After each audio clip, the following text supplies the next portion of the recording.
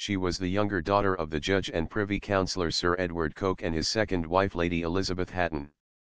In 1617, her father betrothed her against her will to Sir John Villiers, 1st Viscount Purbeck, older brother of the Duke of Buckingham, the favourite of King James VI and in an apparent bid by him to win back royal favour after his dismissal as Lord Chief Justice and from the Privy Council.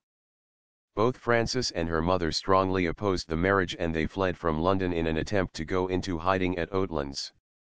However, Coke obtained a warrant and with an escort of armed retainers carried his daughter back to London by force.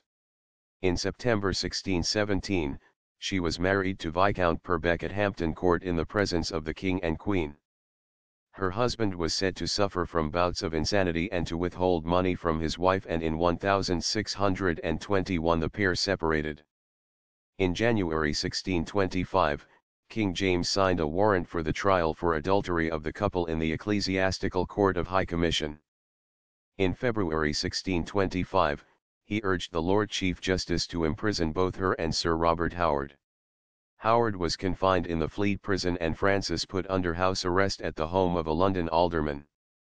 In March 1625, Howard was publicly excommunicated after he refused to answer to the charge against him and the proceedings were suspended. The trial resumed in November 1627 under Archbishop Laud and Frances was convicted of incontinency, or adultery. But she failed to perform her penance of standing barefoot in a white sheet in church and was again put under house arrest.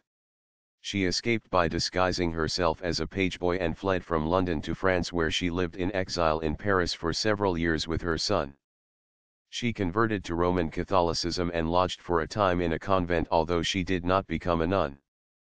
Eventually she returned to England, where she died at Oxford at the court of King Charles I of England in May 1645 at the age of about 44.